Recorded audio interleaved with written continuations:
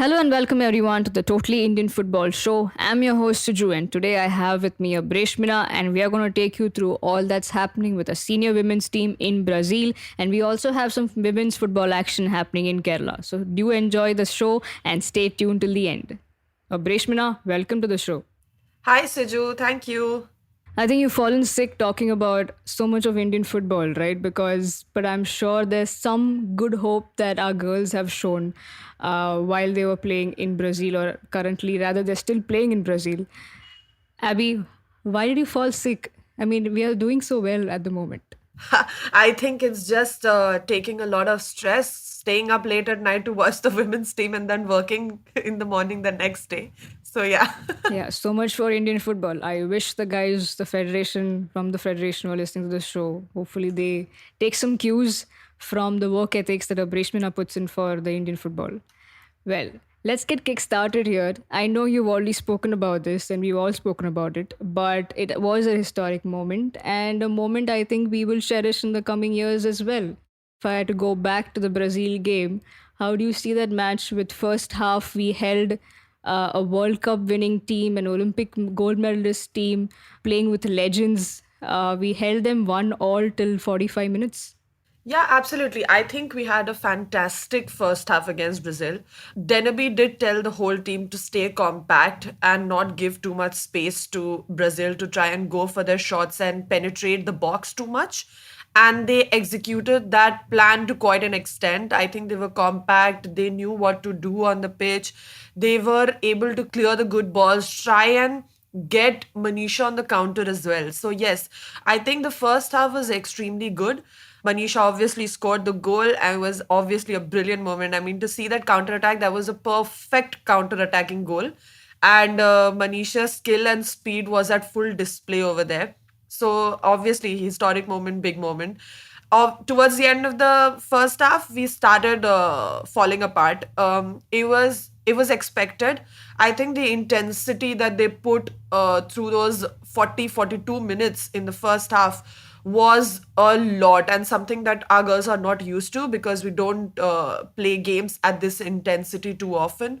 So it's obviously they started disintegrating in the second half, and I mean, it obviously ended with a 6-1 scoreline. But that first half did show us what they are capable of doing, and I think there's just more work that's required based on that.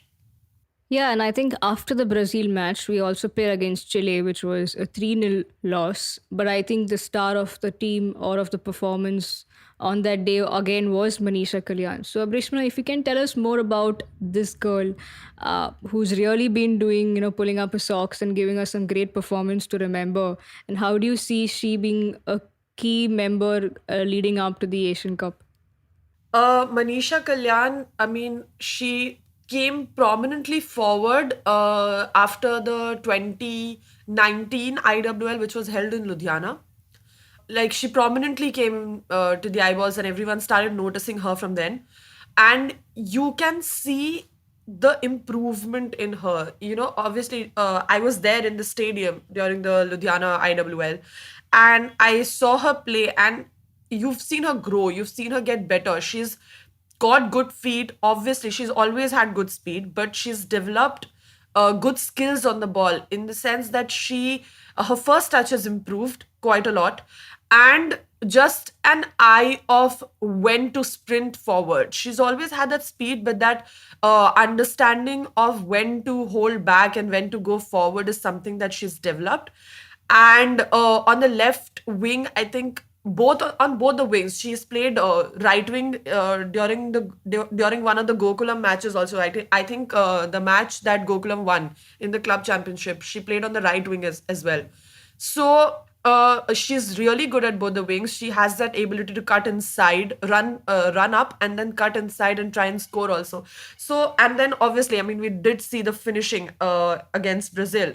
She has that ability to get it through tight spaces as well. So, definitely a very key player, somebody who gives India the option of trying to bomb forward on counter and try and play counter attacking football while trying to stay compact and defend a lot more. Right. If you can give us some more insights into the Chile game, what difference or what was something that was probably lacking as compared to the game against Brazil? The compactness, particularly the compactness and the understanding of lines and spaces that we showed against Brazil was kind of missing against Chile. I think also because Chile, that's something that we've discussed also. I think Chile played very well in shapes. Their passing was continuously in shapes, and India was struggling to figure out that shape. They played in triangles, they played in squares, they played in diamonds. So they were creating spaces for themselves by passing in shapes. So that was something that I genuinely feel like India should watch Chile. I mean, should watch that whole match and learn that bit of passing, because that is something so technical, so tactical, and so brilliant. But apart from that, from India's side, I just felt like one, I think on the right, Dalima started as a midfielder, but she's been playing right back since quite a long time. But she was very prone to mistakes, especially in the Chile game. Very prone to mistakes. Was continuously giving the ball away. So that's something that kind of put a lot of pressure on Manisa, who was in the defense position alongside her, and Pyari, who was covering for her. So that is something that Dalima would have to improve on. Also, just a basic understanding of passing and support play. Passing, I think they have quite a lot of idea. Deneby has been working for them, and that improvement shows the organization. In the organization, they at least understand their delay, cover, and balance. But what I really found missing was support play. They've got to understand that if your teammate has the ball, where should they be running? In order to provide support and options for the person with the ball to pass to, or to right, to forward or left, whatever. But there has to be more people supporting and giving options. Apart from that, it's also just basic understanding of scanning and trying to continuously think of how they can switch play. That was something that was missing. There was this moment, I shared it on Twitter as well. There was this moment where Chile had overloaded India's left flank because all the passing was going on in India's half on that flank itself, while Dalima and Anju were free on the right flank. But none of the central defenders or the central midfielders thought of switching the flank and going to right, because Chile had left it completely because all the passing was on the left side. So these are little things that I'm sure Deneby is going to work on with them. Now, from the time that we've seen Deneby take over this team, we had our apprehensions, and rightly so. It's been some time now, so I think it's fair enough to probably, if I had to ask you, if you would dish out a report card of how this coach who just come in from between has taken over the girls and, the girls' team and have done not so bad. How do you rate him and his work? He's definitely good. Like I've mentioned before, he's got good relationship with the players. The players like him. Players like the fact that they're able to learn a lot from him. He's been in women's football since quite some time now, so he understands women's football. He functions according to that. What I like about him is he's not forcing some particular style of play on the girls, but he's trying to work according to the strengths and weaknesses of our women's team. So, and you've definitely, been definite improvement in the team, especially in their understanding of organization and compactness.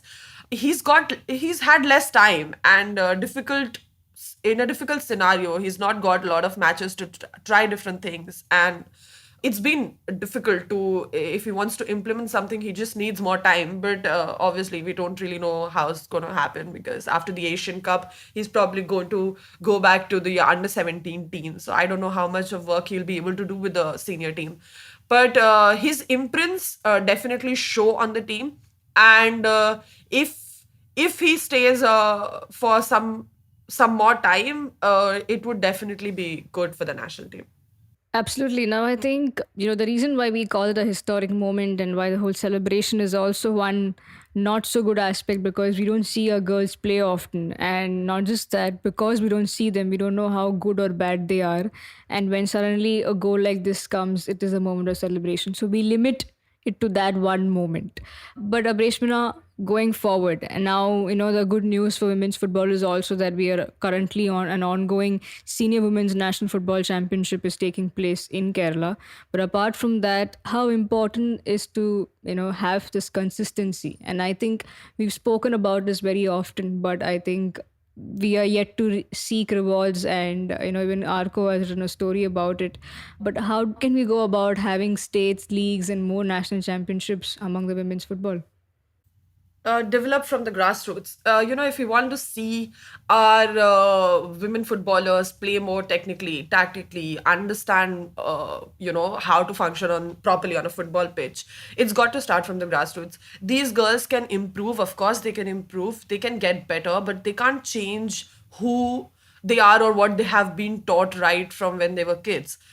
So it's all got to start at the grassroots and develop a pathway, because if because it's very important for girls to get good amount of game time right from the start. So for that you need to have different programs at the grassroots level, have more and more competitions, age group competitions. I mean, age group competitions are such a rarity in this country, that if you're young, you have baby leagues these days. I mean, whatever amount of game time they get in most baby leagues, I mean, that's not enough, but they at least have some games. But then you have this age group, say from 13 to 16, 17, 18, where they don't have competitions. They have obviously they have international competitions, because we have under 16 and under 18 teams, under 19 teams. But again, that's like one tournament, and you come, you play, and you go. Consistently, age group competitions are very important, because that develops a pathway, so you'd see less dropouts when you have that pathway. So obviously that's a lot. And obviously, I mean, Bembem has talked about payment so much, that women footballers also need to be considered footballers, first of all, technical footballers, proper, and they need to be provided proper facilities and proper pay. So, I mean, there are lots of things that need to be improved in terms of the ecosystem in the country. About the senior nationals, of course, I mean, I'm glad these girls are getting games after so long. But again, I mean, we're not able to see them, right? It's so sad that you have these girls playing after a long time, and as followers of women's football, you can't even see the games. I don't think these guys aren't really understand that it motivates the players if they're on TV. They will have more motivation to give their all or perform in a certain way if they know that they're being watched. So, I mean, there are little things that really need a lot of work on. Is there like an update or maybe any chances for these girls that are playing in Kerala at the moment, probably to get picked for the national team and for the upcoming tournament that's coming up in Jan? Is there any possibility for that? Difficult? I mean, I'm not sure, because you don't have telecast. So I'm not sure how players are going to be picked. We will, from what I'm hearing, we might have telecast, say, from quarters or semis and finals. So I mean, you'll see what, like, 3 games, max 4 games, 5 games. So they're just very limited games, and I think Deneby at this point would also be very choosy about who he wants to add in the national setup, because he'll have to spend personal time trying to get that person in the mindset and the understanding of what the team is trying to do. So I am not sure. It's just very difficult. I think if these tournaments would have happened before, then probably there would have been a better chance than right now. Right, and for the senior women's team who are in Brazil at the moment, they have one more match to play against Venezuela. If you can give us some more insights about Team Venezuela, how do they look, and how do you think the Indian girls are going to shape up or play against this team? It is going to be difficult. There were never supposed to be easy games, and it stays like that. Culture is a very powerful thing. So all South American nations have excellent football culture. Something that we saw in the club championship with Iranian team as well. They have started playing pretty recently, the Iranian team, and they showed their mettle in the club championship, and that the whole thing purely goes to culture. So it's going to be pretty much the same with Venezuela. They're going to be technical players again, so they're going to know what they're going to be doing on the pitch. In terms of rankings, of course, they're very close to India, but we all know how rankings don't matter, because if you see India versus Chile, Chile is ranked 37th in the world, India 57th, but then the level and the difference between the two teams was far more than that. So obviously, we all know rankings don't matter. So Venezuela are going to be very difficult again. India will have to work more on their passing, something that I think Denby has even said before the Venezuela game. He has come out and said that they need to be more calm and understanding when it comes to passes. So again, these are things that he's working on. It takes time, and there are things that are so inherently put in our football, be it men's or women's, that it is very difficult to just change them in a few months. So it's going to take time. I'm not sure how much he's going to be able to achieve, but I think they're going right. Now, going back to the Brazil game, I want to ask if you got a chance to speak to any players after that game, or maybe the coaching staff apart from Deneby. We also have Priya CV there. I'm asking this because it was a very historical moment in terms of there were legends that were playing, and it was Formiga's last game. And it was a great moment for the Indian girls to be part of that history and witness that, not just play against her, but also give her a great farewell. If you can share anything that did you get a chance to speak to the players of how to have a first hand experience of what they really felt like about the whole situation there. On the national tour, we not. The players are not allowed to speak personally to any journalist or so, and there was no like the AFF didn't set up any interviews or something. So I didn't really get a chance to speak to the players. But from what I know, they were elated. I mean, I think it showed in the photographs that they posted on social media also. It was an unreal moment for them. I think they enjoyed it very much. But what would matter in the long run would be what they learned out of that game. Probably work ethic, intensity, just the passing, understanding how much, when to push, when to hold back, all of those things. I mean, in the long run, it's going to be important what they took out of the match.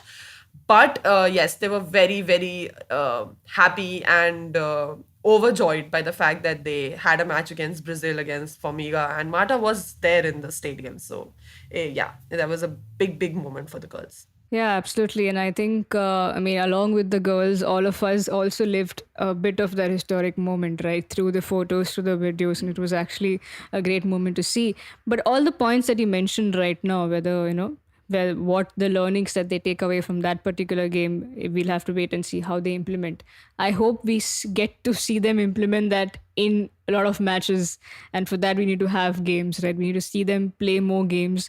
I know all of us, whether it's Abreshmana, me, or Arco, or the guys at the Injury Time, or any other podcast or Twitter space, or even Mithila, who's spoken so much about women's football, we've all said the same thing, and you're actually listening to the same thing, same content everywhere. It's because it's the most important thing, and it's the most important aspect to getting better at a game is to have more games. So we can't emphasize on the importance of having more games for our girls, so that we see them more often, not just that, get used to that, watching them play, and also then talk about the technical aspect of it. Because I think if you guys remember on the Total Indian Football Show itself, the last time around, we did have a conversation where it said, it's time that we move on from the whole human interest aspect where they come from, but it's time to talk about their performance on the pitch. And I feel it's definitely time to see our girls more in action.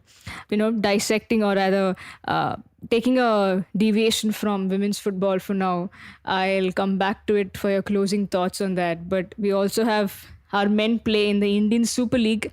Hopefully, we'll have a longer league for our women as well. But a lot of surprises, ups and downs in Indian Super League as well, Abreshmina. I mean, all of us, I think, maybe you, Arco, and all of the guys out there, the experts, did call FC Goa as the league favorite, and they are sitting at the bottom of the points table, having played 2 games and have lost both the matches.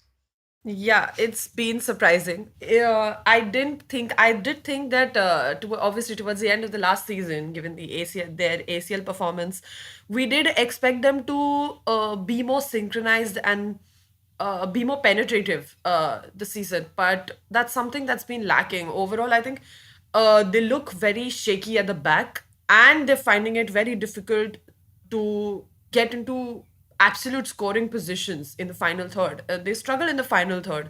And that is something that we saw in the beginning of last season when Juan Fernando came on. So, I mean, it's kind of surprising.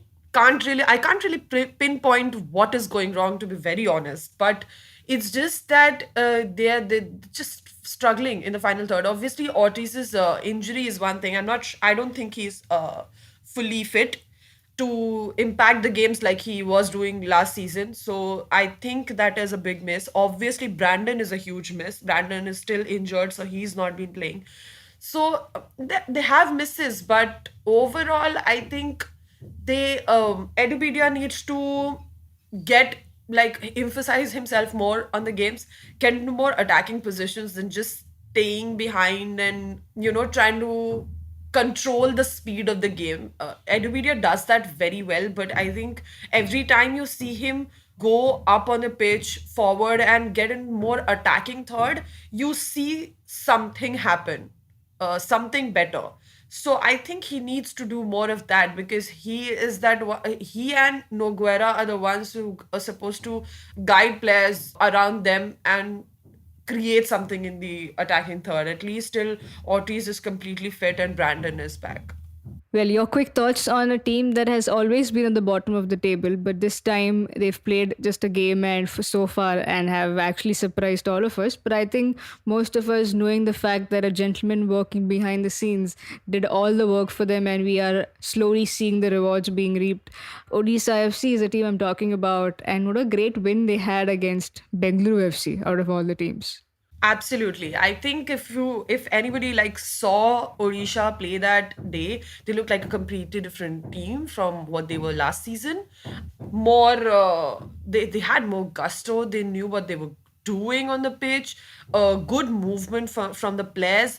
Just that whole cohesion that you saw and that push in the final third was excellent and something that troubled BFC a lot. So excellent win. They've got to be consistent. I mean, obviously, we can't just go on and judge a team on the basis of one game. They were very good that one game, but then now they've got to do that time and again and prove that all the work done behind the scenes was good and probably just reward the guy who worked so hard.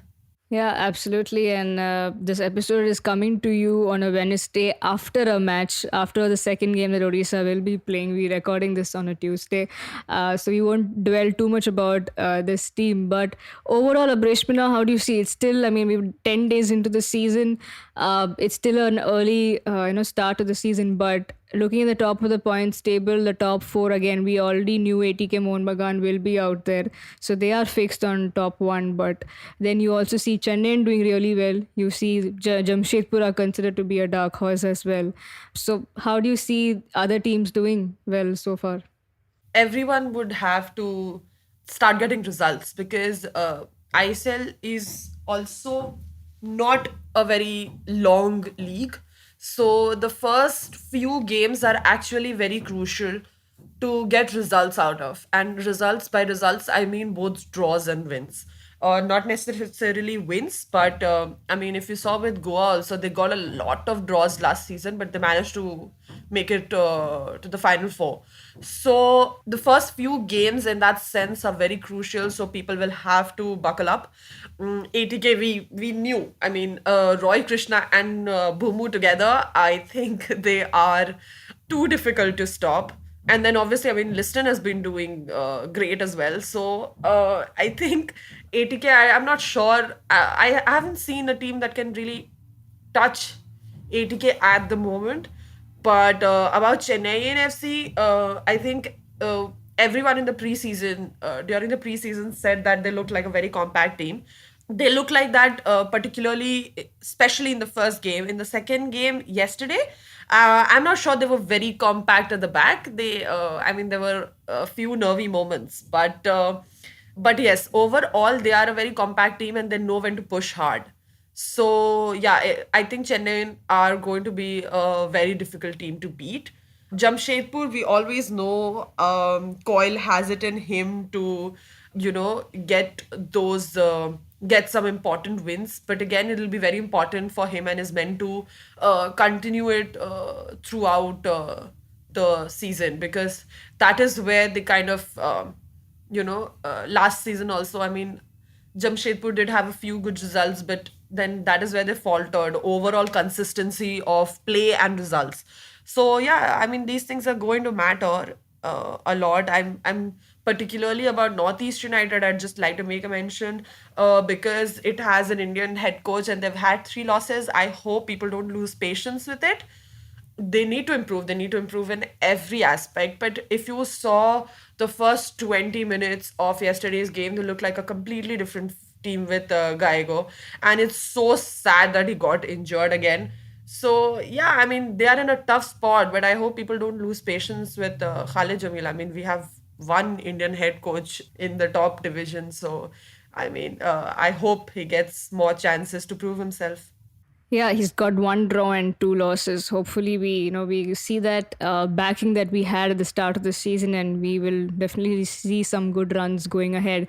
But at the start of the season, like we did a curtain raiser with Arco, and I mentioned something that always impresses us or leaves us happy is to see young Indians get their names on the score sheet, and it's been that particular season again. We see Liston Colasso, what a wonder goal that he scored! It was like, I mean, smooth as a butter. Abrishma, you want to add something to that, like that beautiful goal? Absolutely. Like I mentioned, I think Liston, like just I wasn't sure that his move from Hyderabad to ATK was a very good one. I wasn't very sure about it because I was always like, I mean, he might be sidelined, he might not get that space to shine. But I mean, he's taken the bull by its horns. He's been so good overall in terms of affecting play, not just goals, but in terms of affecting play, in terms of moving, in terms of. I think he's learning quite a bit from Krishna. I genuinely feel he's picking quite a bit from Krishna, his movements and everything. So yeah, I mean, I think now that you look at it in perspective, it might actually be a good move for him, and he's looked very impressive. So yeah, that's been something very refreshing, very good to see that among your among your Bumu, Angulo, Javi, Valskis, and Roy Krishna, there is one Liston Colasso who has the equal number of goals. It's actually fab. Yeah, absolutely. And when, of course, for Chennai, we saw Changte and Thapa get to the score sheet as well. So I hope we continue to see the Indian goal scorers out there. Finally, I'm going to close with the women's football team. Abesh Mina, if I had to ask you, maybe I know it was just a 3 game affair that they had in Brazil, but and we yet to see the third match. But see, having watched the first 2 games, if I had to ask you, who were the most that impressed you from the girls' team? Manisha, of course. I mean, no two ways about that. Anju has been good. I think Anju has improved in terms of her pressing. I am actually delighted to see her get the midfielder and forward role instead of the back that she was being slotted at. So I am actually happy for her, and I think she's been pressing really well. I've been particularly impressed by Pyari's work rate. Superb tracking back. She's played as a striker and she's played on right wing both, and I think her cover for Dalima has allowed for so many moments to kind of not turn into difficult moments. So I think her tracking back has been good. So I think these three have been good. Indu has been solid, but I think she needs to do more. She can do more, I feel, but I also think that the amount of defensive duties that is being put on her, it kind of curbs her ability to go forward and be the attacking midfielder that she is.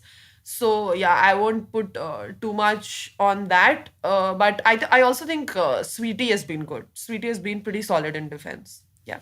Great, that's that then, and that brings us to the end of the Totally Indian Football Show this episode. And we hope to see our girls more in action. We can't not emphasize on this even further. So go on to the India Head website, indiaheadnews.com. Arco has done a great piece, and you must read it. Just like Bembem ends the story by saying, "We wear boots, so do they. They play 90 minutes, so do we. Why should we be treated any differently?" Well, that's a question we all should be pondering, not just the guys at the federation, but all of us who have a responsibility to, take this conversation ahead and keep continuing to talk about women's football and support them. Thank you so much for tuning in. And Abreshmina, I can't thank you enough for taking time, even when you were not in your best shape. Thank you so much for doing this and for coming onto the show. Always my pleasure. Always. Thank you. Thank you to all the listeners for tuning in. That's it, guys. So do follow and subscribe to all the platforms that we are available on. Enjoy the games and come back to us next week. See you.